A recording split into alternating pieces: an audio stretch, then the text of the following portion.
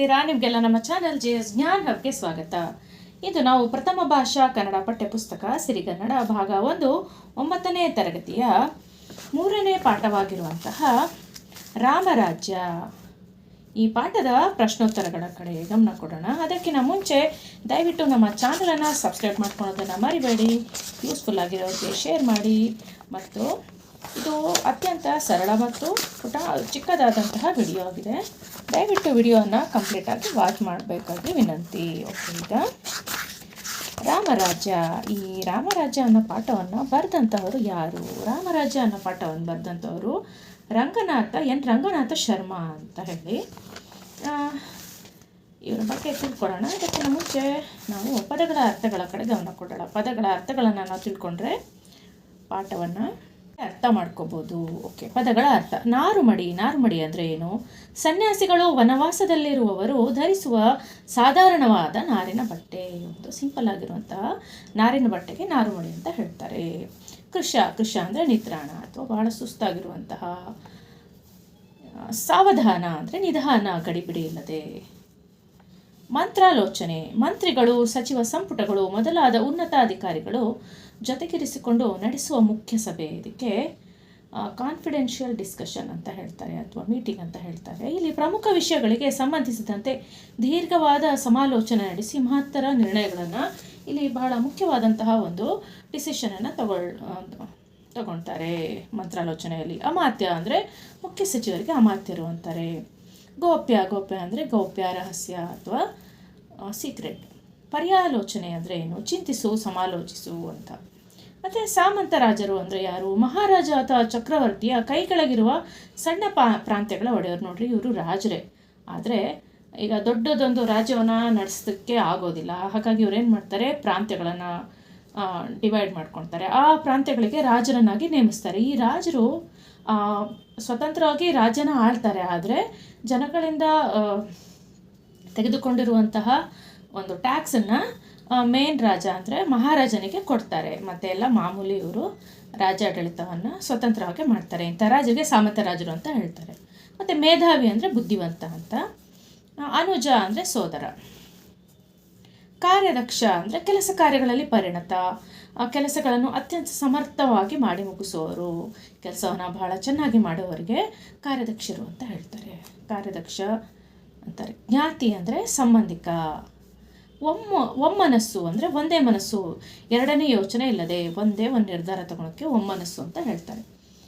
ಉಪೇಕ್ಷೆ ಅಂದರೆ ಉದಾಸೀನ, ಕಡೆಗಣನೆ ಅಂದರೆ ನೆಗ್ಲೆಕ್ಟ್ ಮಾಡೋದು. ನೋಡಿ, ಉಪೇಕ್ಷೆ. ಮತ್ತು ಅನವಧಾನ ಅಂತಾನೆ. ಅನವಧಾನ ಅಂದರೆ ಗಮನ ಕೊಡದಿರುವುದು ಅಥವಾ ಇವೆರಡು ಹತ್ತತ್ರ ಒಂದೇ ಮೀನಿಂಗ್ ಕೊಡುತ್ತೆ, ಉಪೇಕ್ಷೆ ಮತ್ತು ಅನವಧಾನ. ದುರ್ಗ ಅಂದರೆ ಕೋಟೆ. ಇಲ್ಲಿ ದುರ್ಗ ಅಂದರೆ ಹುಡುಗಿ ಹೆಸರು ಆಗುತ್ತೆ, ಸೊ ಇಲ್ಲಿ ಕೋಟೆ ಅಂತ ಇದೆ. ಧನುರ್ಧಾರಿ ಅಂದರೆ ಬಿಲ್ಲು ಬಾಳುಗಳನ್ನು ಹಿಡಿದವರು. ಈ ಪಾಠದಲ್ಲಿ ಏನು ಮೀನಿಂಗ್ ಇದೆ ಅದು. ನಾಸ್ತಿಕ ಬುದ್ಧಿ ಅಂದರೆ ಏನು? ವೇದಗಳನ್ನು, ದೇವರನ್ನು ನಿರಾಕರಿಸಿ ಸ್ವತಂತ್ರವಾಗಿ ವರ್ತಿಸುವವರು. ಪರಂಪರೆಯನ್ನು ಧಿಕ್ಕರಿಸುವನು. ಪರಂಪರೆಯನ್ನು ಏನು ಹೇಳಿದ್ರು ಒಪ್ಪದಲ್ಲೇ ನಾಸ್ತಿಕ ಬುದ್ಧಿ ಅಂತ ಹೇಳ್ತಾರಲ್ಲ ಅದು. ಈ ವೇದ, ದೇವರು ಇದ್ಯಾವುದನ್ನು ನಮ್ದಲ್ಲೇ ಇರೋವಂಥವ್ರಿಗೆ, ಪರಂಪರೆಯನ್ನು ಮೊದಲಿಂದ ನಡೆಸ್ಕೊಂಬಂದಿರೋದನ್ನು ಮೇಲೂ ನಮ್ಮ ಕೈ ಹಿಡ್ದಲ್ಲೇ ಇರೋಂಥವ್ರಿಗೆ ನಾಸ್ತಿಕರು ಅಂತ ಹೇಳ್ತಾರೆ. ಕ್ಕೆ ಗಮನ ಕೊಡೋಕ್ಕಿಂತ ಮುಂಚೆ ದಯವಿಟ್ಟು ನಮ್ಮ ಚಾನಲನ್ನು ಸಬ್ಸ್ಕ್ರೈಬ್ ಮಾಡ್ಕೊಳ್ಳಿ. ಇದು ಅತ್ಯಂತ ಸರಳವಾದಂತಹ ವಿಡಿಯೋ ಆಗಿದೆ. ಇದನ್ನು ನೀವು ಜಸ್ಟ್ ಕೇಳಿಸ್ಕೊಂಡು ಪರೀಕ್ಷೆಗೆ ಹೋದರೂ ನೀವು ಆರಾಮಾಗಿ ಮಾರ್ಕ್ಸ್ ಸ್ಕೋರ್ ಮಾಡ್ಬೋದು. ಮತ್ತು ದಯವಿಟ್ಟು ವಿಡಿಯೋವನ್ನು ಕಂಪ್ಲೀಟಾಗಿ ವಾಚ್ ಮಾಡಿ. ಯೂಸ್ಫುಲ್ ಇರೋರಿಗೆ ಶೇರ್ ಮಾಡಿ. ಮತ್ತು ಸಬ್ಸ್ಕ್ರೈಬ್ ಮಾಡ್ಕೊಳ್ಳೋದನ್ನು, ಲೈಕ್ ಕೊಡೋದನ್ನು ದಯವಿಟ್ಟು ಮರೆಯಬೇಡಿ. ಈಗ ಅಭ್ಯಾಸಗಳಿಗಿಂತ ಮುಂಚೆ ಕೃತಿಕಾರರು, ಈ ಪಾಠವನ್ನು ಬರೆದಂತಹ ಕೃತಿಕಾರರ ಬಗ್ಗೆ ಮೊದಲು ತಿಳ್ಕೊಳ್ಳೋಣ. ಗದ್ಯ ಭಾಗ 3 ರಾಮರಾಜ್ಯ. ಇದರ ಕೃತಿಕಾರರು ಯಾರು? Doctor N Ranganatha Sharma. ಈ ಪಾಠವನ್ನು ಬರೆದರು ರಂಗನಾಥ ಶರ್ಮಾ ಅವರು. ಇವರ ಊರು ಯಾವುದು? ಇವರದು ಶಿವಮೊಗ್ಗ ಜಿಲ್ಲೆಯ ಸೊರಬ ತಾಲೂಕಿನ ನಡಹಳ್ಳಿ ಗ್ರಾಮದವರು ಇವರು. ಓಕೆ, ಈಗ ಇವರು 1916ರಲ್ಲಿ ಹುಟ್ಟಿದ್ರು. ನೀವು ಮನಸ್ಸಿಟ್ಟು ಕೇಳಿಸ್ಕೊಳ್ಳಿ, ಅವಾಗ ಏನು ಮರೆತು ಹೋಗಲ್ಲ. ಓಕೆ, ವೃತ್ತಿ, ಇವ್ರ ಕೆಲಸ ಏನು ಮಾಡ್ತಿದ್ರು? ಬೇಲೂರಿನ ಸಂಸ್ಕೃತ ಪಾಠಶಾಲೆಯಲ್ಲಿ ಅಧ್ಯಾಪಕರಾಗಿದ್ದರು. ಬೇಲೂರಿನ ಸಂಸ್ಕೃತ ಸ್ಕೂಲಲ್ಲಿ ಟೀಚರ್ ಆಗಿದ್ದರು. ಮತ್ತು ಬೆಂಗಳೂರಿನ ಚಾಮರಾಜೇಂದ್ರ ಸಂಸ್ಕೃತ ವಿಶ್ವವಿದ್ಯಾನಿಲಯದಲ್ಲಿ ಪ್ರಾಧ್ಯಾಪಕರು ಕೂಡ ಆಗಿ ಕೆಲಸ ಮಾಡಿದರು.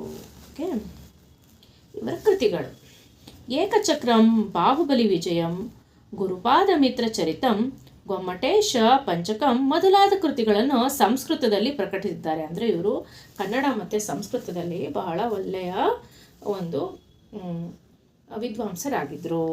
ಇವರು ಬಹಳಷ್ಟು ಅನುವಾದ ಕೃತಿಗಳನ್ನು ಬರೆದಿದ್ದಾರೆ. ಅನುವಾದ ಕೃತಿಗಳು ಯಾವ್ಯಾವುದು? ವಾಲ್ಮೀಕಿ ರಾಮಾಯಣ, ಅಮರಕೋಶ, ವಿದುರ ನೀತಿ, ಶ್ರೀಮದ್ ಭಾಗವತರ ದಶಮಸ್ಕಂದ, ವಾಕ್ಯಪದೀಯದ, ಬ್ರಹ್ಮಕಾಂಡ, ವಿದ್ಯಾರಣ್ಯರ ಪಂಚದಶಿ ಇವು ಇವರ ಅನುವಾದ ಕೃತಿಗಳಾಗಿವೆ. ಇವರಿಗೆ ಸಂದ ಪ್ರಶಸ್ತಿಗಳು ಯಾವ್ಯಾವುದು? ಇವರು ಮಹಾಮಹೋಪಾಧ್ಯಾಯ ಗೌರವ ಡಾಕ್ಟರೇಟ್ ಪ್ರಶಸ್ತಿಯನ್ನು ಪಡೆದಿದ್ದಾರೆ, ಮತ್ತು ಚುಂಚನಶ್ರೀ ಪ್ರಶಸ್ತಿ ಪಡೆದಿದ್ದಾರೆ, ಮತ್ತು ರಾಷ್ಟ್ರಪತಿಗಳ ಗೌರವ ಪ್ರಶಸ್ತಿಯನ್ನು ಕೂಡ ಪಡೆದಿದ್ದಾರೆ, ಮತ್ತು ಹಲವಾರು ಪ್ರಶಸ್ತಿಗಳಿಂದ ಇವರು ಅಲಂಕೃತರಾಗಿದ್ದಾರೆ. ಈಗ ಅಭ್ಯಾಸಗಳ ಕಡೆ ಗಮನ ಕೊಡೋಣ. ಕೆಳಗಿನ ಪ್ರಶ್ನೆಗಳಿಗೆ ಒಂದೊಂದು ವಾಕ್ಯದಲ್ಲಿ ಉತ್ತರಿಸಿರಿ. ಅಮಾತ್ಯರು ಯಾವ ವಿಷಯದಲ್ಲಿ ನಿಪುಣರಾಗಿರಬೇಕು? ಉತ್ತರ: ಅಮಾತ್ಯರು ರಾಜಶಾಸ್ತ್ರ ವಿಷಯದಲ್ಲಿ ನಿಪುಣರಾಗಿರಬೇಕು. 2. ರಾಜನು ಯಾವ ಕಾರ್ಯವನ್ನು ಕೂಡಲೇ ಆಚರಣೆಗೆ ತರಬೇಕು? ಉತ್ತರ: ರಾಜನು ಅಲ್ಪ ಪ್ರಯತ್ನದಿಂದ ಮಾಡತಕ್ಕ ಕಾರ್ಯಗಳನ್ನು ಕೂಡಲೇ ಆಚರಣೆಗೆ ತರಬೇಕು. ನೋಡ್ರಿ, ಸ್ಮಾರ್ಟ್ ವರ್ಕನ್ನು ರಾಜ ಫಸ್ಟಿಗೆ ಆಚರಣೆಗೆ ತಂದುಬಿಡಬೇಕು. 3. ಕಷ್ಟಕಾಲದಲ್ಲಿ ಸಹಾಯಕ್ಕೆ ನಿಲ್ಲುವವರು ಯಾರು? ಕಷ್ಟಕಾಲದಲ್ಲಿ ಸಹಾಯಕ್ಕೆ ಯಾರು ನಿಲ್ತಾರೆ? ಉತ್ತರ: ಕಷ್ಟಕಾಲದಲ್ಲಿ ಸಹಾಯಕ್ಕೆ ನಿಲ್ಲುವವರು ಪಂಡಿತರು. 4. ರಾಜನಿಗೆ ಮಹತ್ತರವಾದ ಶ್ರೇಯಸ್ಸನ್ನು ತಂದುಕೊಡಬಲ್ಲವರು ಯಾರು?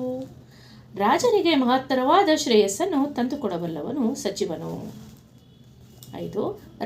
ಜನರು ರಾಜನನ್ನು ಹೇಗೆ ತಿರಸ್ಕರಿಸಬಹುದು? ರಾಜನಿಗೆ ಹೇಗೆ ಜನ ಹೇಟ್ ಮಾಡಕ್ಕೆ ಶುರು ಮಾಡ್ತಾರೆ ಅಂತ ಕೇಳ್ತಾ ಇದ್ದಾರೆ ಕ್ವಶನ್. ಉತ್ತರ: ಜನರು ಅರಸನನ್ನು ಬಲಾತ್ಕಾರದಿಂದ ಕೆಲಸ ಮಾಡಿಸಿಕೊಂಡು ಶೋಷಿಸುವ ಯಜಮಾನರನ್ನು ತಿರಸ್ಕರಿದಂತೆ ಅರಸನನ್ನು ತಿರಸ್ಕರಿಸಬಹುದು. ನೋಡಿ, ಬಹಳ ಶೋಷಣೆ ಮಾಡಿಬಿಟ್ಟು ಬಲಾತ್ಕಾರದಿಂದ ಕೆಲಸ ಮಾಡಿಸ್ಕೊಳ್ಳುವಂತಹ ಒಬ್ಬ ನಾಯಕನನ್ನು ಹೇಗೆ ಜನ ಅಪೋಸ್ ಮಾಡ್ತಾರೋ ಅದೇ ಥರ ರಾಜಂಗೂ ಅಪೋಸ್ ಮಾಡ್ತಾರೆ ಅಥವಾ ಹೇಟ್ ಮಾಡ್ತಾರೆ. 6. ದೇಶಕ್ಕೆ ದೊಡ್ಡ ಗಂಡಾಂತರ ತರಬಲ್ಲವರು ಯಾರು? ಯಾರು ದೇಶಕ್ಕೆ ದೊಡ್ಡ ಗಂಡಾಂತರ ತರ್ತಾರೆ? ಉತ್ತರ: ದೇಶಕ್ಕೆ ದೊಡ್ಡ ಗಂಡಾಂತರ ತರಬಲ್ಲವರು ದೇಶ ಭ್ರಷ್ಟಗೊಳಿಸಿದ ಶತ್ರುಗಳು.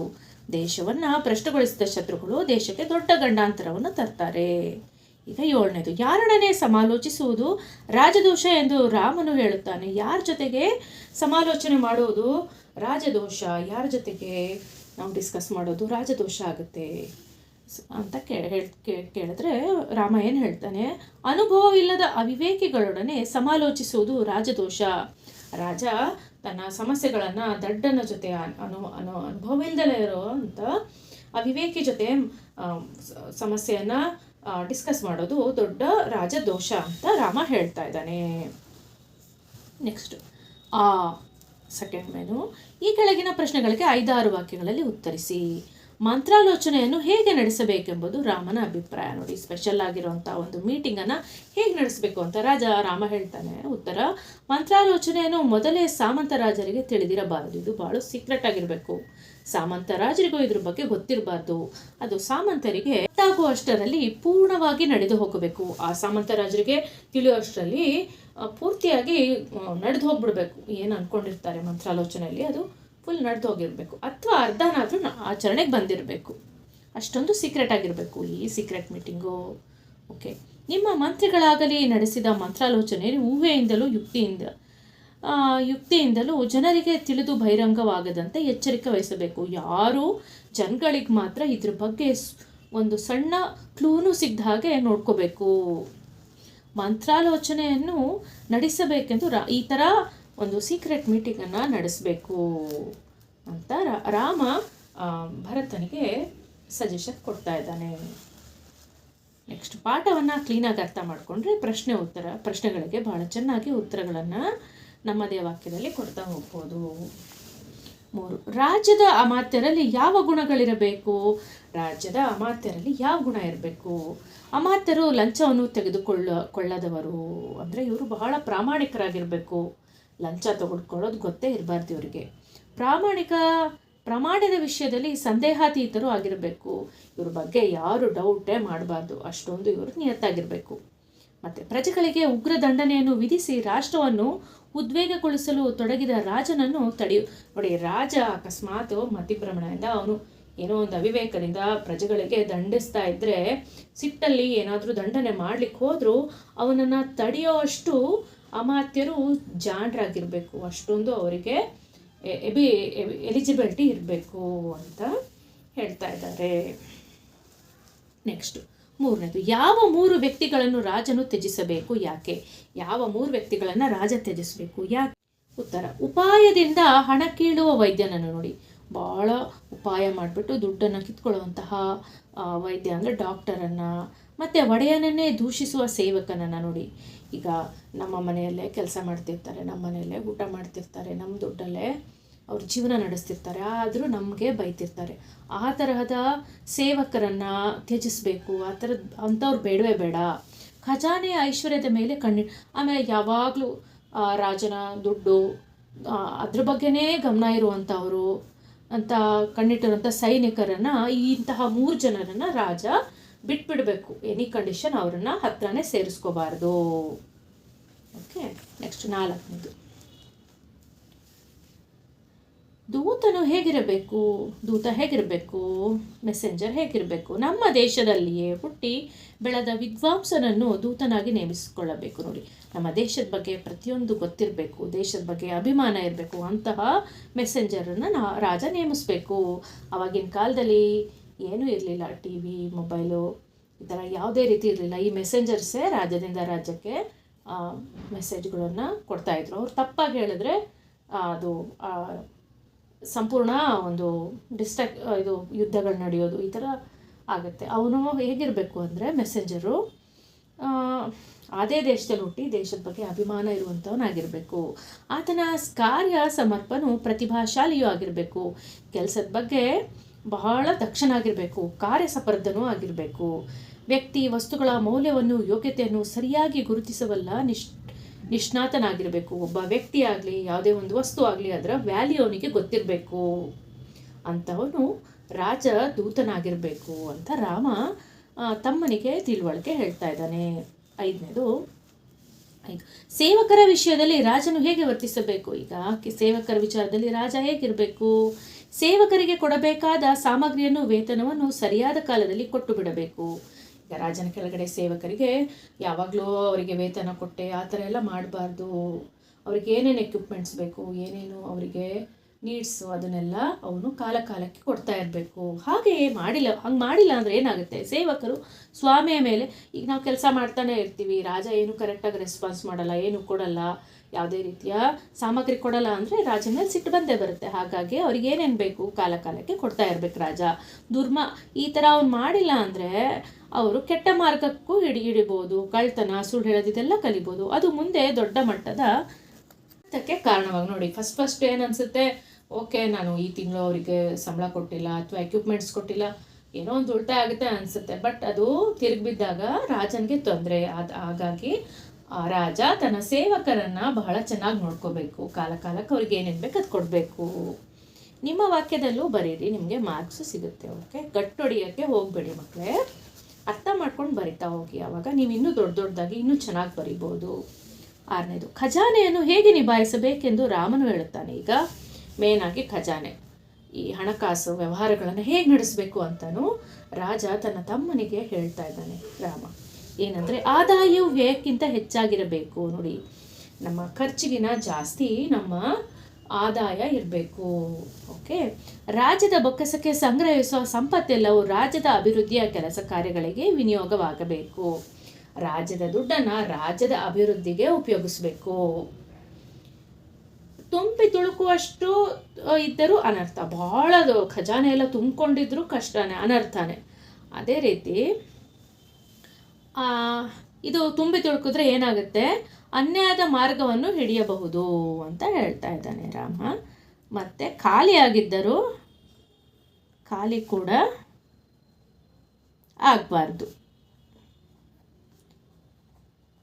ಖಜಾನೆ. ಯಾಕೆ ಅಂದರೆ ಕಷ್ಟದ ಟೈಮಲ್ಲಿ ಖಜಾನೆಯಲ್ಲಿರುವ ಹಣವನ್ನು ಯೂಸ್ ಮಾಡ್ಕೋಬೇಕಾಗುತ್ತೆ. ಸೊ ಭಾಳ ತುಂಬು ಇರಬಾರ್ದು, ಖಾಲಿನೂ ಆಗಬಾರ್ದು ಅಂತ ಹೇಳ್ತಾ ಇದ್ದಾರೆ. ಓಕೆ, ಈಗ ಈ ವಾಕ್ಯಗಳಿಗೆ, ಈ ಕೆಳಗಿನ ಪ್ರಶ್ನೆಗಳಿಗೆ 10 ವಾಕ್ಯಗಳಲ್ಲಿ ವಿಸ್ತಾರವಾಗಿ ಉತ್ತರ 10 ವರ್ಡಲ್ಲಿ 10 ವಾಕ್ಯದಲ್ಲಿ ಬರೀರಿ ಆನ್ಸರು. 1, ರಾಜ್ಯಾಡಳಿತದ ವಿಷಯದಲ್ಲಿ ರಾಮನ ಉಪದೇಶವನ್ನು ಸಂಗ್ರಹವಾಗಿ ಬರೆಯಿರಿ. ಅಂದರೆ ರಾಜ್ಯಾಡಳಿತ ವಿಚಾರದಲ್ಲಿ ರಾಮ ಹೇಳಿರುವಂತಹ ವಿಚಾರಗಳನ್ನು ಒಟ್ಟಿಗೆ ಸೇರಿಸಿ ಹೇಳಿ. ಉತ್ತರ: ರಾಮನು ವನವಾಸಕ್ಕೆ ತೆರಳುವ ಮೊದಲು 12 ವರ್ಷಗಳ ಕಾಲ ಅಯೋಧ್ಯೆ ಅಧಿಕಾರಿಯಾಗಿ 12 ವರ್ಷಗಳ ಕಾಲ ಅವನು ರಾಜ್ಯಾಡಳಿತವನ್ನು ಮಾಡಿರ್ತಾನೆ. ಈ ಅನುಭವದ ಪ್ರಕಾರ ಆಡಳಿತದಲ್ಲಿ ಭ್ರಷ್ಟಾಚಾರವು ನುಸುಳದಂತೆ ಹೇಗೆ ಜಾಗೃತೆಯನ್ನು ವಹಿಸಬೇಕು ಎಂಬುದನ್ನು ಭರತ ಚಕ್ರವರ್ತಿಗೆ ಚರ್ಚಿಸುತ್ತಾ ರಾಮನು ಭರತನನ್ನು ಪ್ರೀತಿಯಿಂದ, ಈಗ ಇವನಿಗೆ ಎಕ್ಸ್ಪೀರಿಯನ್ಸ್ ಇರುತ್ತಲ್ವ ರಾಮನಿಗೆ, ಹಾಗಾಗಿ ರಾಜ್ಯದೊಳಗಡೆ ಭ್ರಷ್ಟಾಚಾರ ಹೇಗೆ ಒಳಗೆ ನುಸುಳದಂತೆ ನೋಡ್ಕೋಬೇಕು ಅನ್ನೋದನ್ನು ಪ್ರೀತಿಯಿಂದ ಮಾತಾಡ್ತಾ ಪಕ್ಕದಲ್ಲಿ ಕೂರಿಸ್ಕೊಂಡು ಸಮಾಧಾನವಾಗಿ ಒಂದೊಂದೇ ಕುಶಲ ಪ್ರಶ್ನೆಗಳನ್ನು ಕೇಳ್ತಾ ಇದ್ದಾನೆ. ಪ್ರಾರಂಭದ ಮಾತುಗಳಲ್ಲಿ ಮುಗಿದ ಬಳಿಕ ಮೊದಲನೇ ಫಸ್ಟಿಗೆ ಸಿಕ್ಕಿದ ತಕ್ಷಣ ಹೇಗಿದ್ದಾರೆ ಎಲ್ಲ ಈ ಥರದ್ದೆಲ್ಲ ಮಾತುಗಳಾದಮೇಲೆ, ಇದೆಲ್ಲ ಮುಗಿದ್ಮೇಲೆ ಅಯೋಧ್ಯೆಯಲ್ಲಿ ಭರತನ ಹೇಗೆ ಆಡಳಿತ ನಡೀತಾ ಇದೆ, ಆಡಳಿತ ಹೇಗೆ ನಡೆಯುತ್ತಿದೆ ಎಂಬುದನ್ನು ತಿಳಿಯಲು, ತನ್ನ ರಾಜ್ಯ ಹೇಗೆ ನಡೀತಾ ಇದೆ ಅನ್ನೋದು ರಾಮ ಈ ಥರ ಕ್ವಶನ್ಸ್ ಮಾಡಿ ತಿಳ್ಕೊತಾ ಇದ್ದಾನೆ. ಹೇಗೆ ಅಂದರೆ, ಶ್ರೀರಾಮನು ಹಲವಾರು ಪ್ರಶ್ನೆಗಳನ್ನು ಕೇಳುತ್ತಾ ಸೂಕ್ತ ಸಲಹೆ ಪ್ರಶ್ನೆಯನ್ನು ಕೇಳ್ತಾ ಇದ್ದಾನೆ ಮತ್ತು ಸಜೆಷನ್ಸ್ ಕೊಡ್ತಾ ಇದ್ದಾನೆ. ಈ ಮುಂದಿನಂತೆ ನೀಡುವನು ಸಲಹೆಗಳನ್ನು ಕೊಡ್ತಾ ಇದ್ದಾನೆ. ಏನು? ಭರತ ರಾಜ್ಯವನ್ನು ಆಳತಕ್ಕವರಿಗೆ ಸಮಾಲೋಚನೆಯೇ ಜಯಕ್ಕೆ ಮೂಲ ಕಾರಣವಾಗಿದೆ. ಅಂದರೆ ಕಾನ್ಫಿಡೆನ್ಷಿಯಲ್ ಡಿಸ್ಕಷನ್, ಅಂದರೆ ಎಲ್ಲರೂ ಸೇರಿಬಿಟ್ಟು ಡಿಸ್ಕಸ್ ಮಾಡೋದು, ಇದು ಬಹಳ ಮುಖ್ಯವಾದ ಕಾರಣ ರಾಜ್ಯದ ಒಂದು ಆಡಳಿತ ಜಯಶಾಲಿಯಾಗಲಿಕ್ಕೆ. ರಾಜ್ಯಶಾಸ್ತ್ರ ನಿಪುಣರಾದ ಅಮಾತ್ಯರು ಆ ಸಮಾಲೋಚನೆಯನ್ನು ಇದೆಲ್ಲ ಬಹಳ ಸೀಕ್ರೆಟಾಗಿ ಇಡಬೇಕು. ರಾಜನೀತಿಯ ಕರ್ತವ್ಯವನ್ನು ಪರ್ಯಾಲೋಚಿಸುತ್ತಿರಬೇಕು. ಪ್ರತಿಯೊಂದು ಕೆಲಸಗಳನ್ನು ಪರ್ಯಾಲೋಚಿಸ್ತಾ ಇರಬೇಕು. ಒಬ್ಬನೇ ಸಮಾಲೋಚನೆ ಮಾಡಿ ರಾಜ ಒಬ್ಬನೇ ಇದನ್ನು ಯೋಚನೆ ಮಾಡಿಬಿಟ್ಟು ಮಾಡಬಾರ್ದು.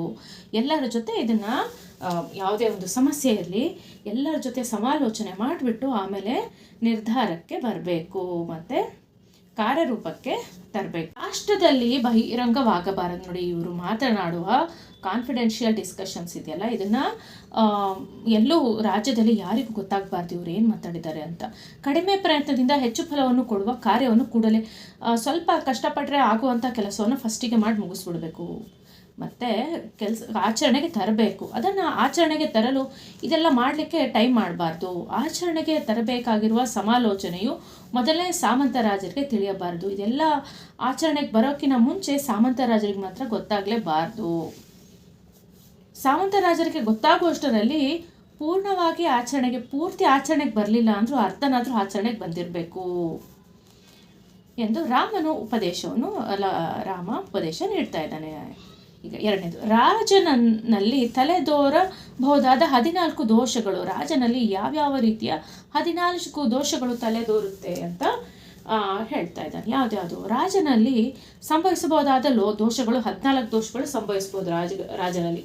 ಅದೇನಂದರೆ ನಾಸ್ತಿಕ ಬುದ್ಧಿ. ಯಾರೇನು ಹೇಳಿದ್ರು ಎಲ್ಲದಕ್ಕೂ ಆಪೋಸಿಟ್ಟು, ನಂಗೆ ನಂಬಿಕೆ ಇಲ್ಲ, ಇದರ ಮೇಲೆ ನಂಗೆ ನಂಬಿಕೆ ಇಲ್ಲ, ಈ ಥರದ್ದು ನಾಸ್ತಿಕ ಬುದ್ಧಿಗಳನ್ನು, ಇದು ರಾಜನಲ್ಲಿ ಇರುವ ಒಂದು ದೋಷ, ನಾಸ್ತಿಕ ಬುದ್ಧಿ. ಮತ್ತು ಸುಳ್ಳು ಹೇಳೋದು, ಇದು ಒಂದು ನಾಸ್ತಿಕ ಬುದ್ಧಿ.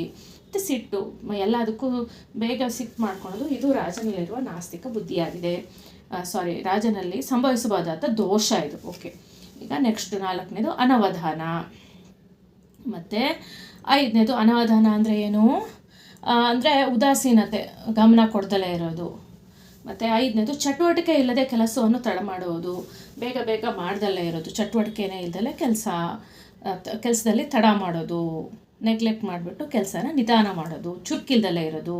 ಮತ್ತು 6ನೇದು ಪ್ರಾಜ್ಞರಾದ ಸಜ್ಜನರೊಡನೆ ಸೇರದಿರುವುದು. ನೋಡಿ, ಪ್ರಜ್ಞಾವಂತರಾದ ಒಳ್ಳೆಯ ಜನರೊಡನೆ ಸೇರದಲ್ಲೇ ಇರೋದು. ಓಕೆ, ಮತ್ತು ಸೋಮಾರಿತನ, ಯಾವಾಗಲೂ ಏನೋ ಮಾಡೋದು ಅಲ್ಲ, ಸೋಮಾರಿತನ, ಇದು ರಾಜನಲ್ಲಿರುವ ದೋಷಗಳಾಗ್ತವೆ. 8ನೇದು ಪಂಚೇಂದ್ರಿಯಗಳಿಗೆ ಅಧೀನನಾಗುವುದು. ಅಂದರೆ ರಾಜ್ಯವನ್ನು ನಡೆಸೋದು ಬಿಟ್ಟು ಬೇರೆಯ ಕಡೆ ಆಲೋಚನೆಗಳನ್ನು ಮಾಡ್ತಾ ಹೋಗೋದು. ಮತ್ತು ಇಂದ್ರಿಯ ಚಾಪಲ್ಯದಲ್ಲಿ ಮುಳುಗುವುದು, ಮತ್ತು ಈ ಕುಡಿಯೋದು, ಮತ್ತು ಬೇರೆ ಬೇರೆ ರೀತಿಯ ಚಟಗಳನ್ನು ಕಲಿಯೋದು, ಇದೆಲ್ಲ ರಾಜದೋಷಗಳು. 10ನೇದು ಮಂತ್ರಿಗಳೊಡನೆ ಸಮಾಲೋಚಿಸದೆ ರಾಜಕಾರ್ಯಗಳಲ್ಲಿ ತಾನೊಬ್ಬನೇ ನಿರ್ಧಾರವನ್ನು, ಈಗ ನೋಡಿ ನನಗೆ ಎಲ್ಲ ಗೊತ್ತು, ನಾನು ಯಾರ ಜೊತೆನೂ ಡಿಸ್ಕಸ್ ಮಾಡಲಿಲ್ಲ ಅಂದರೂ ನಡೆಯುತ್ತೆ ಅಂತ ಹೇಳಿ ನಿರ್ಧಾರಗಳನ್ನು ಮುಂದೆ ಹೋಗಿ ತೆಗೆದುಕೊಳ್ಳೋದು, ಇದು ಒಂದು ರಾಜದೋಷ. 11ನೇ ರಾಜದೋಷ ಏನಂದರೆ ಅನುಭವ ಇಲ್ಲದೆ ಅವಿವೇಕಿಗಳನ್ನೇ ಮತ್ತು ಬುದ್ಧಿವಂತರನ್ನು ಬಿಟ್ಟು ದಡ್ರ ಜೊತೆ ಸಮಾಲೋಚಿಸೋದು. ಆವಾಗ ಅದು ರಿಸಲ್ಟು ಅದೇ ಥರ ಇರುತ್ತೆ, ಯೋಚನೆ ಇಲ್ದಲೇ ಇರೋ ನಿರ್ಧಾರ ಆಗುತ್ತೆ. ಮತ್ತು 12ನೇದು ನಿಶ್ಚಯಿಸಿದ ಕಾರ್ಯಗಳನ್ನು ಆಮೇಲೆ ಎಲ್ಲ ಡಿಸ್ಕಸ್ ಮಾಡಿಬಿಟ್ಟು ಎಲ್ಲದು ಕೆಲಸಗಳನ್ನೆಲ್ಲ ನಿರ್ಧಾರ ಮಾಡಿಕೊಂಡು ಅದನ್ನು ಮಾಡ್ದಲೇ ಸ್ಟಾರ್ಟೇ ಮಾಡ್ದಲೇ ಇರೋದು, ಇದು ಒಂದು ರಾಜದೋಷ. 13ನೇದು ಮಂತ್ರಾಲೋಚನೆಯನ್ನು ರಹಸ್ಯ, ಈಗ ಕಾನ್ಫಿಡೆನ್ಷಿಯಲ್ ಮೀಟಿಂಗ್ ಅಥವಾ ಕಾನ್ಫಿಡೆನ್ಷಿಯಲ್ ಆಗಿ ಏನೋ ಒಂದು ಮಾತಾಡಿರೋದನ್ನು ಏನು ಮಾಡೋದು, ಸೀಕ್ರೆಟಾಗಿ ಇಡ್ದಲೇ ಎಲ್ಲರಿಗೂ ಹೇಳೋದು, ಇದು ಒಂದು ರಾಜದೋಷ. ಮತ್ತು 14ನೇದು ಏನಂದರೆ ಮಂಗಳಕರವಾದ ಶುಭ ಕಾರ್ಯಗಳನ್ನು ಮಾಡದಿರುವುದು. ಈಗ ರಾಜ್ಯಕ್ಕೆ ಒಳ್ಳೆಯದಾಗುವಂಥ ಯಾವುದಾದ್ರೂ ಶುಭ ಕಾರ್ಯಗಳನ್ನು ಮಾಡಬೇಕು ಅಂತ ಗೊತ್ತಿದ್ರೂ ಮಾಡ್ದಲೇ ಇರೋದು. ಮತ್ತು ಎಲ್ಲ ಆಮೇಲೆ ನಮಗೆ ರಾಜ ಅಂದಮೇಲೆ ಶತ್ರುಗಳು ಇದ್ದೇ ಇರ್ತಾರೆ, ಎಲ್ಲ ಶತ್ರುಗಳ ಮೇಲೂ ಒಂದೇ ಸರಿ ಅಟ್ಯಾಕ್ ಮಾಡೋದು, ಇದು ಒಂದು ರಾಜದೋಷ. ಈಗ ಈ 14 ರಾಜದೋಷಗಳಿಗೆ ಅವಕಾಶವನ್ನು ಕೊಡಬಾರ್ದು, ಇದಕ್ಕೆಲ್ಲ ಅವಕಾಶ ಕೊಡಬಾರ್ದು. ನಾವು ಭಾಳ ಜಾಗರೂಕನಾಗಿರಬೇಕು. ಯಾವುದೇ ಪ್ರಮುಖ ನಿರ್ಣಯಕ್ಕೆ ಮೊದಲು ಏನಾದರೂ ಒಂದು ಡಿಸಿಷನ್ ಮಾಡೋಕ್ಕಿಂತ ಮುಂಚೆ 4 ಜನ ಪ್ರಜ್ಞಾವಂತ ಮಂತ್ರಿಗಳು ಅಥವಾ ಚೆನ್ನಾಗಿ ನಾಲೆಡ್ಜ್ ಇರೋವಂತಹ ಮಂತ್ರಿಗಳ ಜೊತೆ ಸಮಾಲೋಚಿಸಬೇಕು, ಡಿಸ್ಕಸ್ ಮಾಡಬೇಕು. ಆನಂತರ ಒಬ್ಬೊಬ್ಬರಿಗೆ ಕರೆಸ್ಬಿಟ್ಟು ಸಪ್ರೇಟಾಗಿ ಅವರ ಅಭಿಪ್ರಾಯಗಳನ್ನು ಕೇಳೋದು ಬಹಳ ಮುಖ್ಯವಾಗಿರುತ್ತದೆ. ಕೆಲವರು ಅಭಿಪ್ರಾಯಗಳನ್ನು ಕೊಡಲಿಕ್ಕಾಗಲ್ಲ, ಹಾಗಾಗಿ ಒಬ್ಬೊಬ್ಬರಿಗೆ ಕರೆದ್ಬಿಟ್ಟು ಅಭಿಪ್ರಾಯನ ಕೊಡೋದು. ಮತ್ತು ಪೂರ್ವಿಕರ ವ್ಯಕ್ತಿತ್ವದ ಅತ್ಯುತ್ತಮ ಅಂಶಗಳನ್ನು ರಾಜನು ಮತ್ತು ಅವ್ರಿಗಿನ್ನ ದೊಡ್ಡ ರಾಜರುಗಳ ಬಗ್ಗೆ ತಿಳ್ಕೊಂಡ್ಬಿಟ್ಟು ಅವರಲ್ಲಿರುವ ರಾಜ್ಯಾಡಳಿತದ ಬಹಳಷ್ಟು ಒಳ್ಳೊಳ್ಳೆ ಪಾಯಿಂಟ್ಸನ್ನು ಅವರು ಅಳವಡಿಸ್ಕೊಳ್ತಾ ಹೋಗಬೇಕು. ನೆಕ್ಸ್ಟ್ ಈ ಮಾತುಗಳ ಸ್ವಾರಸ್ಯವನ್ನು ವಿಸ್ತರಿಸಿ ಬರೆಯಿರಿ. ಈಗ ಸಂದರ್ಭ ಸ್ವಾರಸ್ಯ. 1,000 ಮೂರ್ಖರಿಗಿಂತ ಒಬ್ಬ ಪಂಡಿತ ಲೇಸು. 1000 ಜನ ಮೂರ್ಖರಿದ್ರೇನು, ಒಬ್ಬ ಪಂಡಿತ ಇದ್ದರೆ ಸಾಕು.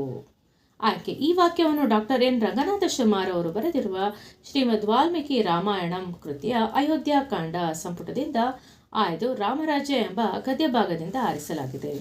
ಸಂದರ್ಭ. ಕಷ್ಟಕಾಲದಲ್ಲಿ ಪಂಡಿತನೊಬ್ಬನೇ ಸರಿಯಾದ ಉಪಾಯವನ್ನು ಬೋಧಿಸಿ ಕಾರ್ಯವನ್ನು ನಿರ್ವಹಿಸಬಲ್ಲ. ಮೂರ್ಖರ ಸಂಖ್ಯೆ 1000ವಿರಲಿ, 10,000ವೇ ಇರಲಿ, ರಾಜನಿಗೆ ಅದರಿಂದ ಯಾವ ಸಹಾಯವೂ ಆಗುವುದಿಲ್ಲ. ಮೇಧಾವಿಯು, ಶೂರನು, ಕಾರ್ಯದಕ್ಷನು, ರಾಜ್ಯಶಾಸ್ತ್ರ ವಿಶಾರದನು ಒಬ್ಬನೇ ಆದರೂ ರಾಜನಿಗಾಗಲಿ ರಾಜ್ಯದ ಆಡಳಿತವನ್ನು ನಿರ್ವಹಿಸನಿಗೆ ಶ್ರೇಯಸ್ಸನ್ನು ತಂದುಕೊಡಬಲ್ಲನು ಎಂದು ಹೇಳುವ ಸಂದರ್ಭದಲ್ಲಿ ಈ ಮಾತು ಮೂಡಿಬಂದಿದೆ. ಅಂದರೆ 100 ಜನ ದಡ್ರಿಗಿನ ಒಬ್ಬ ಜಾಣ ಸಾಕು ಅಂತ. ಸ್ವಾರಸ್ಯ. ಕವಿ ಇರಲಿ. ಇಲ್ಲಿ ಪಂಡಿತರ ಪ್ರಾಮಾಣಿಕತೆ, ಕಾರ್ಯದಕ್ಷತೆಯನ್ನು ಸ್ವಾರಸ್ಯಪೂರ್ಣವಾಗಿ ಇಲ್ಲಿ ಕವಿಗಳು ಪಂಡಿತರ ಕಾರ್ಯದಕ್ಷತೆ ಮತ್ತು ಪ್ರಾಮಾಣಿಕತೆಯನ್ನು ಬಹಳ ಸ್ವಾರಸ್ಯಪೂರ್ಣವಾಗಿ ಹೇಳಿದ್ದಾರೆ. 2. ದೂತನು ಕಾರ್ಯ ಸಮರ್ಥನೂ ಪ್ರತಿಭಾಶಾಲಿಯೂ ಆಗಿರಬೇಕು. ಈ ವಾಕ್ಯವನ್ನು ಡಾಕ್ಟರ್ ಎನ್ ರಂಗನಾಥ ಶರ್ಮಾರವರು ಬರೆದಿರುವ ಶ್ರೀಮದ್ ವಾಲ್ಮೀಕಿ ರಾಮಾಯಣಂ ಕೃತಿಯ ಅಯೋಧ್ಯಾಕಾಂಡ ಸಂಪುಟದಿಂದ ಆಯ್ದ ರಾಮರಾಜ್ಯ ಎಂಬ ಗದ್ಯ ಭಾಗದಿಂದ ಆರಿಸಲಾಗಿದೆ. ಸಂದರ್ಭ. ರಾಮನು ಭರತನನ್ನು ಪ್ರಶ್ನಿಸುತ್ತಾ ದೂತನ ಗುಣಗಳಾದ ನಮ್ಮ ದೇಶದಲ್ಲಿ ಹೆಂಗಿರಬೇಕು. ದೂತನ ಗುಣಗಳು ಅಂದರೆ ನಮ್ಮ ದೇಶದಲ್ಲಿಯೇ ಹುಟ್ಟಿ ಬೆಳೆದ ವಿದ್ವಾಂಸನು ದೂತನಾಗಿ ನೇಮಿಸಿಕೊಳ್ಳಬೇಕು. ನಮ್ಮ ದೇಶದಲ್ಲಿಯೇ ಹುಟ್ಟಿದಂತಹ ವಿದ್ವಾಂಸನನ್ನು ದೂತನಾಗಿ ನೇಮಿಸ್ಕೋಬೇಕು. ಹೇಳಿ ಕಳುಹಿಸಿದ ಸಂದೇಶವನ್ನಷ್ಟೇ ತಿಳಿಸುವ ಸತ್ಯವಂತನಾಗಿರಬೇಕು. ವ್ಯಕ್ತಿ ವಸ್ತುಗಳ ಮೌಲ್ಯವನ್ನು, ಯೋಗ್ಯತೆಯನ್ನು ಸರಿಯಾಗಿ ಗುರುತಿಸಬಲ್ಲ ನಿಷ್ಣಾತನಾಗಿರಬೇಕು ಎಂದು ಹೇಳುವ ಸಂದರ್ಭದಲ್ಲಿ ಈ ಮಾತು ಬಂದಿದೆ. ದೂತ ಹೇಗಿರಬೇಕು ಅಂದರೆ ಏನು ಹೇಳಿ ಕಳಿಸಿರ್ತೀವಿ ಅದನ್ನೇ ಕರೆಕ್ಟಾಗಿ ಹೇಳಬೇಕು, ಮತ್ತು ಪ್ರತಿಯೊಂದು ವ್ಯಕ್ತಿ ಮತ್ತು ವಸ್ತುವಿನ ವ್ಯಾಲ್ಯೂವನ್ನು ತಿಳ್ಕೊಂಡಿರಬೇಕು. ಈಗ ಸ್ವಾರಸ್ಯ. ಇಲ್ಲಿ ಲೇಖಕರು ರಾಜದ ದೂತನ ಗುಣಗಳ ಸ್ವಾರಸ್ಯಪೂರ್ಣವಾಗಿ ವಿವರಿಸಿದ್ದಾರೆ. ರಾಜ್ಯದಲ್ಲಿರುವ ದೂತನ ಗುಣಗಳನ್ನು ಇವರು ಸ್ವಾರಸ್ಯಪೂರ್ಣವಾಗಿ ವಿವರಿಸಿದ್ದಾರೆ. ಈಗ 3ನೇದು ಪೂರ್ವಿಕರ ವ್ಯಕ್ತಿತ್ವದ ಅತ್ಯುತ್ತಮ ಅಂಶಗಳನ್ನು ರಾಜನು ಅಳವಡಿಸಿಕೊಳ್ಳಬೇಕು. ಪೂರ್ವಿಕರ ಅಂದರೆ ಯಾರು? ಅವರ ಹಿಂದಿನ ರಾಜರು ಹೇಗೆ ಆಳ್ವಿಕೆ ನಡೆಸಿದ್ರು ಅದನ್ನು ಅಲ್ಲ ಅವರ ಒಳ್ಳೆಯ ಗುಣಗಳನ್ನು ಈಗ ಏನು ಆಳ್ವಿಕೆ ನಡೆಸುತ್ತಿರುವ ರಾಜ ಅಳವಡಿಸ್ಕೋಬೇಕು. ಈಗ ಆಯ್ಕೆ. ಈ ವಾಕ್ಯವನ್ನು ಡಾಕ್ಟರ್ ಎನ್ ರಂಗನಾಥ ಶರ್ಮಾರ್ ಅವರು ಬರೆದಿರುವ ಶ್ರೀಮದ್ ವಾಲ್ಮೀಕಿ ರಾಮಾಯಣಂ ಕೃತಿಯ ಅಯೋಧ್ಯಾಕಾಂಡ ಸಂಪುಟದಿಂದ ಆಯ್ದ ರಾಮರಾಜ ಎಂಬ ಗದ್ಯ ಭಾಗದಿಂದ ಆರಿಸಲಾಗಿದೆ. ಸಂದರ್ಭ: ರಾಮನು ರಾಜನಲ್ಲಿನ ದೋಷಗಳನ್ನು ಪ್ರಶ್ನಿಸುತ್ತಾ 14 ದೋಷಗಳಿಗೆ ಅವಕಾಶವನ್ನು ಕೊಡಬೇಡ. ಯಾವುದೇ ಪ್ರಮುಖ ನಿರ್ಣಯಕ್ಕೆ ಮೊದಲು 4 ಪ್ರಾಜ್ಞ ಮಂತ್ರಿಗಳೊಡನೆ ರಾಜನಾದವನು ಒಟ್ಟಿಗೆ ಸಮಾಲೋಚಿಸಬೇಕು. ಅನಂತರ ಒಬ್ಬೊಬ್ಬರನ್ನಾಗಿ ಕರೆಸಿ ಪ್ರತ್ಯೇಕವಾಗಿ ಅವರ ಅಭಿಪ್ರಾಯವನ್ನು ಅರಿತುಕೊಳ್ಳಬೇಕು ಎಂದು ಹೇಳುತ್ತಾ, ನೀನು ಹೀಗೆ ಮಾಡುತ್ತಿರುವೆಯಾ ಎಂದು ಭರತನನ್ನು ಪ್ರಶ್ನಿಸುವ ಸಂದರ್ಭದಲ್ಲಿ ಈ ಮೇಲಿನ ಮಾತು ಮೂಡಿಬಂದಿದೆ. ಸ್ವಾರಸ್ಯ: ಇಲ್ಲಿ ಕವಿ ಬುದ್ಧಿಶಾಲಿಯಾದ ರಾಜನು ಹೇಗೆ ಆಳ್ವಿಕೆಯನ್ನು ಮಾಡಬೇಕೆಂಬುದನ್ನು ಸ್ವಾರಸ್ಯಪೂರ್ಣವಾಗಿ ವರ್ಣಿಸಿದ್ದಾರೆ. ಇಲ್ಲಿ ಕವಿಗಳು ಬುದ್ಧಿವಂತನಾದ ರಾಜ ಹೇಗೆ ಆಳ್ವಿಕೆ ಮಾಡಬೇಕು ಅನ್ನೋದನ್ನು ಬಹಳ ಸ್ವಾರಸ್ಯಪೂರ್ಣವಾಗಿ ಹೇಳಿದ್ದಾರೆ. ಯಾರು? ರಂಗನಾಥ ಶರ್ಮಾರವರು. ಈಗ ಭಾಷಾಭ್ಯಾಸ. ಈ ಕೆಳಗಿನ ಪದಗಳ ವಚನ ಬದಲಾಯಿಸಿ ಬರೆಯಿರಿ. ಮಾದರಿ: ದೂತ, ದೂತರು. ಅಮಾತ್ಯ, ಅಮಾತ್ಯರು. ಪ್ರಶ್ನೆ, ಪ್ರಶ್ನೆಗಳು. ಧನುರ್ಧಾರಿಗಳು, ಧನುರ್ಧಾರಿ. ನೆಕ್ಸ್ಟ್ ಮೌಲ್ಯ, ಮೌಲ್ಯಗಳು. ಏಕವಚನ ಬಹುವಚನ ಎರಡರಲ್ಲೂ ಇರುತ್ತೆ, ನಾವು ಬದಲಾವಣೆ ಮಾಡಿ ಬರೀಬೇಕು. ಮೌಲ್ಯ, ಮೌಲ್ಯಗಳು. ಬಹುಮಾನಗಳು, ಬಹುಮಾನ. ಈ ಥರ ಈ ಪದಗಳನ್ನು ಸ್ವಂತ ವಾಕ್ಯದಲ್ಲಿ ಬರೆಯಿರಿ. 1. ಕೃಶ: ಹೆಚ್ಚಿನ ಅನಾರೋಗ್ಯ ಉಂಟಾದಾಗ ನಮ್ಮ ದೇಹ ಕೃಶವಾಗುತ್ತದೆ. 2ನೇದು ನಿದ್ರಾವಶ: ನಿದ್ರಾವಶರಾದವರನ್ನು ಕಾರಣವಿಲ್ಲದೆ ಎಬ್ಬಿಸುವುದು ಮಹಾಪಾಪ. ಚೆನ್ನಾಗಿ ನಿದ್ದೆ ಹತ್ತಿದವ್ರಿಗೆ ಸುಮ್ಮನೆ ಏಳ್ಸೋದು ದೊಡ್ಡ ಪಾಪ. ಇದು ಒಂದು ಕೊಲೆ ಮಾಡೋಕ್ಕೆ ಸಮ ಈ ಪಾಪ ಅಂತಾನು ಹೇಳ್ತಾರೆ. ಹಾಗಾಗಿ ಚೆನ್ನಾಗಿ ನಿದ್ದೆ ಬಂದಿರೋರಿಗೆ ಸುಮ್ಮನೆ ಏಳಿಸ್ಬಾರ್ದು. 3. ಏರ್ಪಾಡು: ಯಾವುದೇ ಕಾರ್ಯವಾಗಲಿ ಸರಿಯಾದ ಏರ್ಪಾಡಿನ ನಂತರ ಮಾಡಿದರೆ ಜಯಶೀಲವಾಗುತ್ತದೆ. ನೋಡಿ, ಯಾವುದೇ ಕೆಲಸ ಇರಲಿ ನಾವು ಕರೆಕ್ಟಾಗಿ ಪ್ರಿಪೇರ್ ಆಗಿ ಮಾಡಿದ್ರೆ ಭಾಳ ಚೆನ್ನಾಗಿ ಸಕ್ಸಸ್ಫುಲ್ ಆಗುತ್ತೆ. 4. ಚಾಪಲ್ಯ: ನಾಲಿಗೆಯ ಚಾಪಲ್ಯಕ್ಕೆ ಬಲಿಯಾದರೆ ಅನಾರೋಗ್ಯ ಖಚಿತ. ನಾಲಿಗೆಗೆ ಏನೇನು ಚೆನ್ನಾಗಿ ಅನ್ಸುತ್ತೆ ಅದೆಲ್ಲ ತಿಂತಾ ಹೋದರೆ ನಾವು ಆರೋಗ್ಯ ಹಾಳು ಮಾಡ್ಕೊಳ್ಳೋದು ಖಾಯಮ್ಮು ಅಥವಾ ಖಚಿತ. ಜ್ಞಾತಿ ಅಂದರೆ ಸಂಬಂಧಿಕ, ರಿಲೇಟಿವ್. ನಾವು ಮನೆಗೆ ಜ್ಞಾತಿಗಳು ಬಂದಾಗ ಸಂತೋಷದಿಂದ ಸತ್ಕರಿಸಬೇಕು. ಮನೆಗೆ ಯಾರಾದರೂ ಸಂಬಂಧಿಕರು ಬಂದಾಗ ನಾವು ಅವರನ್ನು ಬಹಳ ಸಂತೋಷದಿಂದ ಸತ್ಕರಿಸಬೇಕು. ಈ ಕೆಳಗಿನ ಪದಗಳನ್ನು ಬಿಡಿಸಿ ಸಂಧಿ ಹೆಸರಿಸಿ. 1. ನಡೆಯುತ್ತಿದೆ ಎಂಬುದನ್ನು. ನಡೆಯುತ್ತಿದೆ ಪ್ಲಸ್ ಎಂಬುದನ್ನು ನಡೆಯುತ್ತಿದೆ ಎಂಬುದನ್ನು ಯಕಾರಾಗಮ ಸಂಧಿ. 2. ಜಾವದಲ್ಲೆದ್ದು. ಜಾವದಲ್ಲಿ ಪ್ಲಸ್ ಎದ್ದು ಲೋಪಸಂಧಿ. ದರ್ಶನವನ್ನು. ದರ್ಶನ ಪ್ಲಸ್ ಅನ್ನು ದರ್ಶನವನ್ನು ವಕಾರಾಗಮ ಸಂಧಿ. ಕಣ್ಣೆಟ್ಟಿರು. ಕಣ್ಣು ಪ್ಲಸ್ ಇಟ್ಟಿರು ಕಣ್ಣೆಟ್ಟಿರು ಲೋಪಸಂಧಿ. ಚಟುವಟಿಕೆ. 1. ಆಗಮ ಸಂಧಿ ಎಂದರೇನು? ಉದಾಹರಣೆ ಕೊಡಿ. ಆಗಮ ಸಂಧಿ ಎಂದರೇನು? ಉದಾಹರಣೆ ಕೊಡಿ. ಸ್ವರದ ಮುಂದೆ ಸ್ವರವು ಬಂದು ಸಂಧಿಯಾದಾಗ ಪೂರ್ವ ಪದದ ಕೊನೆಯ ಸ್ವರ ಹಾಗೂ ಉತ್ತರ ಪದದ ಮೊದಲ ಸ್ವರಗಳ ಮಧ್ಯದಲ್ಲಿ ಯಕಾರವನ್ನು ಅಥವಾ ವಾಕಾರವನ್ನು ಹೊಸದಾಗಿ ಸೇರಿಸಿ ಹೇಳಿದರೆ ಅದು ಆಗಮನ. ನೋಡಿ, ಯ ಮತ್ತು ವಾಕಾರ ಎರಡು ಆಗಮ ಆದಾಗ ಅದಕ್ಕೆ ಆಗಮ ಸಂಧಿ ಅಂತಾರೆ. ಅದಕ್ಕೆ ಯಕಾರಾಗಮ ಸಂಧಿ ಅಥವಾ ವಕಾರಾಗಮ ಸಂಧಿ ಅಂತಾನು ಕರೀತಾರೆ. ಯಕಾರ ಬಂದರೆ ಯಕಾರಾಗಮ, ವಾಕಾರ ಬಂದರೆ ವಕಾರಾಗಮ. ಉದಾಹರಣೆ: ಹಳ್ಳಿ ಪ್ಲಸ್ ಅಲ್ಲಿ. ಹಳ್ಳಿಯಲ್ಲಿ ನೋಡಿ, ಸ್ವರದ ಮುಂದೆ ಸ್ವರ ಬಂದು ಈಕಾರ ಮತ್ತು ಆಕಾರದ ಹೋಗ್ಬಿಟ್ಟು ಯಾಕಾರ ಬಂದಿದೆ. ಸೊ ಇದು ಯಕಾರಾಗಮ ಸಂಧಿ, ಹಳ್ಳಿಯಲ್ಲಿ. ಈಗ ಗುರು ಪ್ಲಸ್ ಅನ್ನು ಊಕಾರ ಮತ್ತು ಆಕಾರ ಸೇರಿಬಿಟ್ಟು ಏನಾಯಿತು? ಗುರು ಪ್ಲಸ್ ವನ್ನು, ಗುರುವನ್ನು, ವಾಕಾರ ಬಂತು. ಸೊ ಇದು ವಕಾರಾಗಮ ಸಂಧಿ. 2. ಆದೇಶ ಸಂಧಿ ಎಂದರೇನು? ಉದಾಹರಣೆ ಕೊಡಿ. ಆದೇಶ ಸಂಧಿ ಅಂದ್ರೇನು? ಉತ್ತರ ಪದದ ಆದಿಯಲ್ಲಿರುವ ಕ ತ ಪ ವ್ಯಂಜನಗಳಿಗೆ ಕ್ರಮವಾಗಿ ಗ ದ ಬ ವ್ಯಂಜನಗಳು ಆದೇಶವಾಗುವವು. ಇವುಗಳನ್ನು ಆದೇಶ ಸಂಧಿ ಎನ್ನುವರು. ಕೆಲವೊಮ್ಮೆ ಉತ್ತರ ಪದದ ಆದಿಯ ಪ ಬ ಮ ವ್ಯಂಜನಗಳಿಗೆ ವಾಕಾರವು ಆದೇಶವಾಗುತ್ತದೆ. ಕೆಲವೊಮ್ಮೆ ಪ ಬ ಮ ವ್ಯಂಜನಗಳಿಗೆ ವಾಕಾರನು ಆದೇಶವಾಗಿ ಬರುತ್ತೆ ಕೆಲವು ಸಾರಿ. ಉದಾಹರಣೆ: ತುದಿ ಪ್ಲಸ್ ಕಾಲಲ್ಲಿ. ಇಲ್ಲಿ ಮತ್ತು ಗ ನೋಡಿ, ತುದಿಗಾಲಲ್ಲಿ ಕಾರ ಹೋಗ್ಬಿಟ್ಟು ಗಾಕಾರ ಬಂದಿದೆ. ಕಣ್ ಪ್ಲಸ್ ಪನಿ ಪ ಹೋಗ್ಬಿಟ್ಟು ಬಾ ಬಂದಿದೆ. ಕಣ್ ಪ್ಲಸ್ ಪನಿ ಕಂಬನಿ. ಓಕೆ. 4, ಕೊಟ್ಟಿರುವ ಪದಗಳನ್ನು ಸ್ವಂತ ವಾಕ್ಯದಲ್ಲಿ ಬಳಸಿ ಬರೆಯಿರಿ. ಅಂಧಕಾರ. ಅಜ್ಞಾನವು ಮನುಷ್ಯನನ್ನು ಅಂಧಕಾರದಲ್ಲಿ ಇರಿಸುತ್ತದೆ. ನಾವು ಯಾವುದೇ ಒಂದು ವಿಚಾರದ ಬಗ್ಗೆ ನಮಗೆ ಜ್ಞಾನ ಇಲ್ಲ ಅಂದರೆ ನಾವು ಕತ್ತಲಲ್ಲಿ ಇರ್ತೀವಿ. ಸೊ ಅಜ್ಞಾನವು ಮನುಷ್ಯನನ್ನು ಅಂಧಕಾರದಲ್ಲಿ ಇರಿಸುತ್ತದೆ. ಹಾಗಾಗಿ ಎಲ್ಲರೂ ಓದಬೇಕು, ಬರಿಬೇಕು, ಯಾವುದೇ ವಿಚಾರ ಇರಲಿ ತಿಳ್ಕೋಬೇಕು. ಹದಿನಾರಣೆ. ನಮ್ಮ ಪೂರ್ವಜರು ಹದಿನಾರಣೆಗೆ ಬಹಳ ಸಾಮಗ್ರಿಗಳನ್ನು ಕೊಳ್ಳುತ್ತಿದ್ದರು. ಅವಾಗೆಲ್ಲ ಆಣೆ ಚಾಲ್ತಿಯಲ್ಲಿತ್ತು. ಆವಾಗ ಹದಿನಾರಣೆಗೆ ಬಹಳ ವಸ್ತುಗಳು ಬರ್ತಾ ಇತ್ತು. ನಿಭಾಯಿಸು. ಮಾತು ಕೊಡುವುದು ಸುಲಭ, ಆಡಿದಂತೆ ನಿಭಾಯಿಸೋದು ಕಷ್ಟ. ನೋಡಿ, ಏನೋ ಒಂದು ಹೇಳ್ಬಿಡ್ತೀವಿ, ಅದನ್ನು ನಾವು ನಿಭಾಯಿಸೋದು ಕಷ್ಟ. ಹೇಳೋದು ಸುಲಭ, ಮಾಡೋದು ಕಷ್ಟ, ನಿಭಾಯಿಸೋದು ಕಷ್ಟ. ನೀವು ನಿಮಗೆ ಗೊತ್ತಿರೋ ಅಂಥ ಸ್ವಂತ ವಾಕ್ಯವನ್ನು ನೀವು ಮಾಡಿ. ಮುಸುಕಿರುವ ಅಂದರೆ ಮುಚ್ಕೊಂಡು ಹೋಗಿರುವಂತಹ ಅಂತ.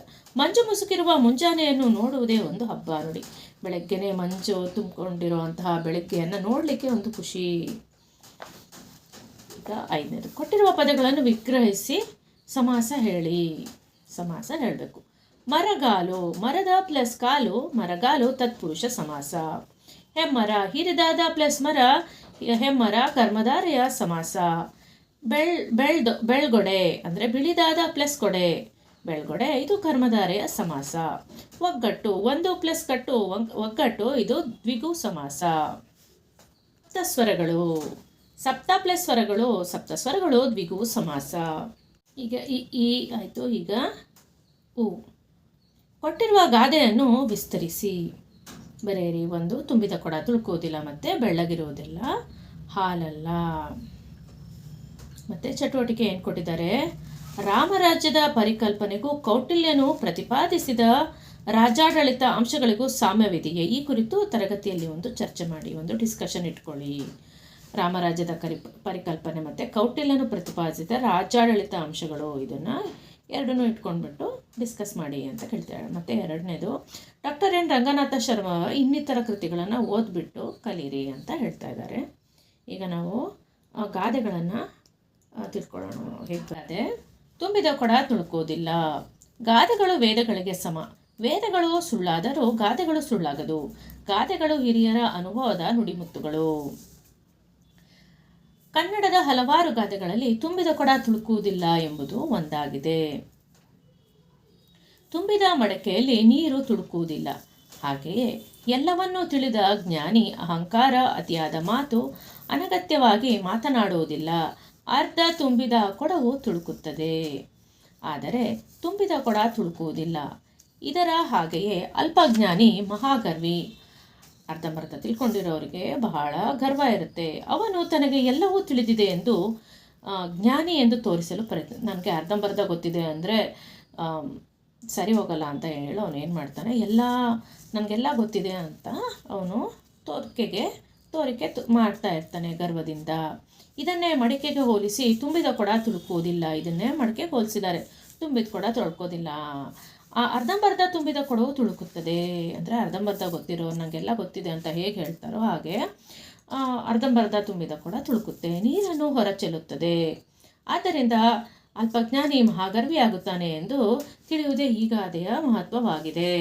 ಎಲ್ಲ ಗೊತ್ತಿರೋರು ಸುಮ್ಮನಿರ್ತಾರೆ, ಬಟ್ ಅರ್ಧಂಬರ್ಧ ಗೊತ್ತಿರೋರು ನಮಗೆಲ್ಲ ಗೊತ್ತಿದೆ ಅಂತ ಗಲಾಟೆ ಮಾಡ್ತಾರೆ. 2ನೇ ಗಾದೆ ಮಾತು, ಬೆಳ್ಳಗಿರುವುದೆಲ್ಲ ಹಾಲಲ್ಲ.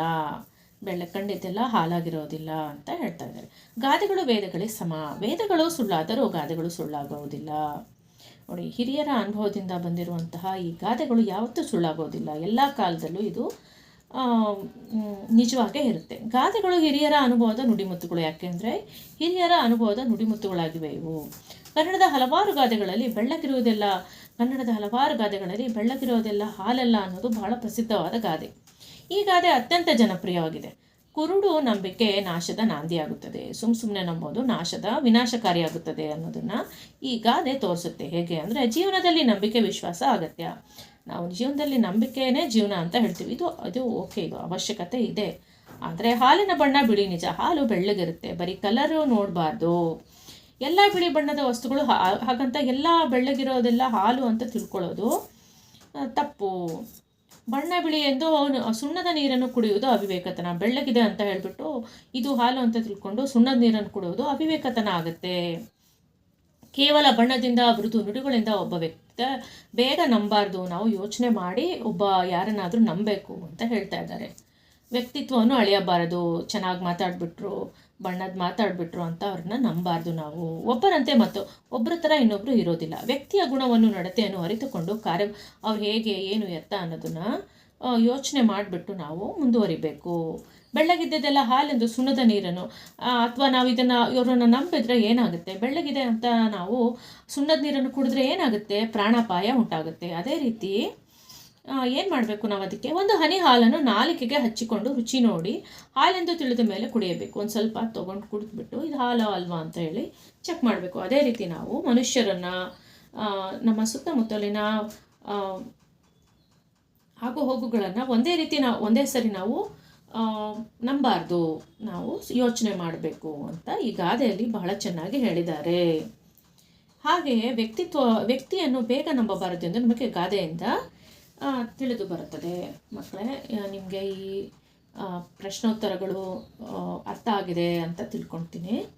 ಮತ್ತು ನಿಮಗೆ ಇದೇ ರೀತಿಯ ವಿಡಿಯೋಸ್ಗಾಗಿ ದಯವಿಟ್ಟು ನಮ್ಮ ಚಾನಲನ್ನು ಸಬ್ಸ್ಕ್ರೈಬ್ ಮಾಡ್ಕೊಳೋದನ್ನು ಮರಿಬೇಡಿ.